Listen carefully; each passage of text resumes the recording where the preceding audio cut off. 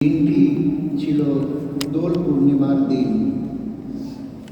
নবদ্বীপে জগন্নাথ মিশ্রের ঘরে এক দিব্য শিশুর জন্ম হয়েছিল। ডাক নাম নিমাই, ভালো নাম বিশ্বম্ভর। দাদার নাম ছিল বিশ্বরূপ, 8 বছরের বড়। বাবা মা দুজনেই পরম ভক্ত ছিলেন। সচিমায়ের আদরের কুলাল নিমাইকে গ্রামের সকল মানুষ ভালোবাসতেন। ছোটবেলায় নামকরণের সময় ভাগবত বইটি তিনি বেছে নিয়েছিলেন। লেখাপড়ায় নিমাই খুবই ভালো ছিলেন। অদ্বৈত আচার্য ছিলেন সেকালে নবদ্বীপের একজন সেরা জ্ঞানী গুণী ভক্ত।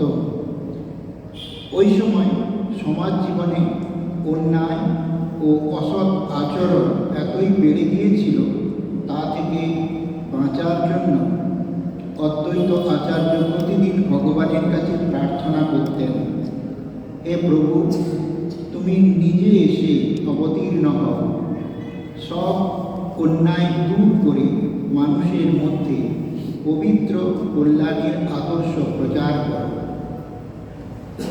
এই সময় দাদা বিশ্বরূপ সন্ন্যাসী ব্রত নিয়ে বাড়ি থেকে চলে গিয়েছিলেন। গঙ্গাদাস পণ্ডিতের পাঠশালায় নিমাই পড়াশুনো করতেন। মুরারিগুপ্ত, কমলাকান্ত, কৃষ্ণানন্দ প্রভৃতি এর সহপাঠী ছিলেন, বন্ধুস্থানীয়। পড়াশোনায় নিমাই সেরা ছাত্র ছিলেন। ওই সময় নিমাইয়ের পিতৃবিয়োগ হয়। ধীরে ধীরে নিমাই পণ্ডিত বিদ্যায়, বুদ্ধিতে, রূপে, গুণে চারদিক আলো করে নবদ্বীপের একজন বিশিষ্ট লোক হয়ে উঠেছিলেন। তার প্রখর বুদ্ধি, রঙ্গরসিকতা, অসাধারণ স্মৃতিশক্তি এবং পাণ্ডিত্য দেখে শত শত মানুষ তাকে শ্রদ্ধা করতে লাগলেন। নবদ্বীপের বিশিষ্ট ব্রাহ্মণ বল্লভ আচার্যের মেয়ে লক্ষ্মী দেবীর সঙ্গে নিমাইয়ের বিয়ে হয়। পুত্র ও পুত্রবধূ নিয়ে সচিমাতার প্রথম আনন্দের সংসার। বাড়িতে টোল খুলেছিলেন নিমাই। নিমাই পণ্ডিতের পাণ্ডিত্যের খ্যাতি তখন চারিদিকে ছড়িয়ে পড়েছে। একজন সেরা অধ্যাপক হয়ে উঠেছিলেন তিনি। নিমাই পণ্ডিতের মামাবাড়ি ছিল পূর্ববঙ্গের শ্রীহট্ট জেলায়। পিতৃভূমি দেখার জন্য নিমাই তীর্থ ভ্রমণে বেরোলেন। ওই সময় ভক্তদের সঙ্গে সৎপ্রসঙ্গ করতেন, ভগবানকে পাওয়ার উপায় নিয়ে আলোচনা করতেন। প্রায় 6 মাস পরে তিনি বাড়ি ফিরে আসেন এবং শুনলেন যে একটি সাপের কামড়ে তাঁর স্ত্রী লক্ষ্মী দেবীর মৃত্যু হয়েছে। সবই ঈশ্বরের ইচ্ছা। এটি জেনে নিয়ে আবার তিনি অধ্যাপনার কাজে মন দিলেন। রাজপণ্ডিত সনাতনের মেয়ে বিষ্ণুপ্রিয়ার সঙ্গে নিমাইয়ের দ্বিতীয়বার বিয়ে হয়েছিল। সচিমাতা যাতে সে সংসারে আবদ্ধ থাকে, তাই সচিমাতা তাঁর এই বিয়েটি দিয়েছিলেন। নিমাই বিষ্ণুপ্রিয়াকে নিয়ে সচিমায়ের সংসার আবার আনন্দে গড়ে তুলেছিলেন। অল্পদিন পরে পিতার পিণ্ডদান ইত্যাদি কাজের জন্য নিমাই পণ্ডিত গয়াধামে যান। বিষ্ণুর পাদপদ্ম দেখতে দেখতে তিনি ভক্তিতে আপ্লুত হয়ে পড়েন। ভক্তিতে শতধারায় অশ্রু বিসর্জন হতে থাকে তাঁর। ওই সময় ঈশ্বরপুরী গয়াধামে বাস করতেন। নিমাই পণ্ডিত তাঁর নিকট দীক্ষা নিলেন।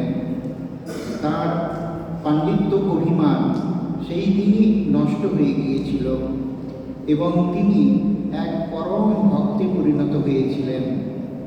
গয়া থেকে ফেরার পথে কানাই নাটশালা গ্রামে তিনি প্রথম ভগবান শ্রীকৃষ্ণের দিব্য রূপ দর্শন করেছিলেন। এরপর থেকে তার শয়ন স্বপন, অধ্যয়ন, অধ্যাপনা, জীবনের সব কাজ কৃষ্ণময় হয়ে উঠল। নবদ্বীপের বৈষ্ণব ভক্তরা নিমাই পণ্ডিতের এই অপূর্ব কৃষ্ণভক্তি দেখে পুলকিত হয়েছিলেন। পরম ভক্ত নিমাইকে কেন্দ্র করে ভক্ত শ্রীবাসের অঙ্গনে প্রতি রাত্রি হরিনাম সংকীর্তনের উচ্চ রোল সারা নবদ্বীপে আলোড়ন জাগিয়ে তুলেছিল। এখন থেকে পরম ভক্ত নিমাই দিন রাত ঈশ্বর চিন্তায় ডুবে থাকতেন। নিমাই পণ্ডিতকে ঘিরে যেসব ভক্ত অনুগামীরা এক বৈষ্ণব মণ্ডলী গড়ে তুলেছিলেন, তাদের মধ্যে অদ্বৈত আচার্য, নিত্যানন্দ, শ্রীবাস পণ্ডিত, জগন্নাথ দাস, মুরারি গুপ্ত, মুকুন্দ দত্ত, শ্রীধর পণ্ডিত প্রভৃতিরা এই অঞ্চলের ইতিহাসে বিখ্যাত হয়ে আছেন। নিত্যানন্দ ছিলেন নিমাই পণ্ডিতের অন্তরঙ্গ আপনজন। দুজনে মিলে তারা জগাই মাথাইকে উদ্ধার করেছিলেন। নবদ্বীপের ঘরে ঘরে হরিনামের রোল উঠেছে। সারা দেশ থেকে দলে দলে ভক্তবৃন্দ হরিনাম মাহাত্ম্য কথা শুনতে তারা ছুটে আসতেন এই নবদ্বীপে। ভক্ত নিমাই একদিন ভাবছেন, আমি মুখে হরিনাম করলেও কাজে তো ঘর বাড়ি সংসার সব নিয়েই রয়েছি। আমাকে দেখে লোকে মনে করবে নিমাই পণ্ডিতের মতো আরামে থেকেও ভগবানকে পাওয়া যায়। তা না, হয় না, এরূপ হয় না। ভগবান পেতে গেলে তার জন্য সব কিছু ছাড়তে হয়।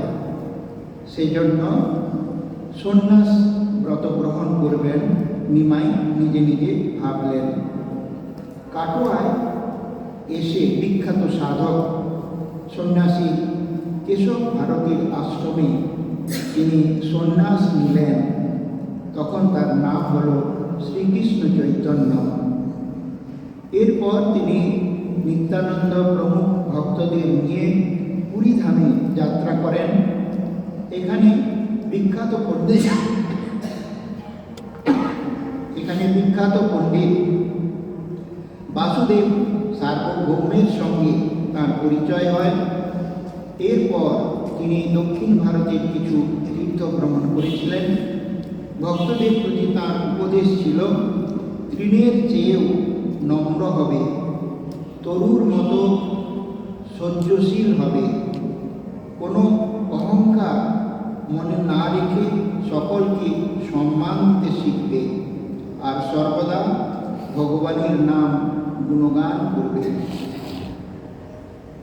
পৃথিবীর মানুষ আজ তাঁকে প্রেমের অবতার রূপে প্রণাম জানায়। শ্রীচৈতন্যদেবের প্রবর্তিত বৈষ্ণব ধর্ম হল মানব ধর্ম।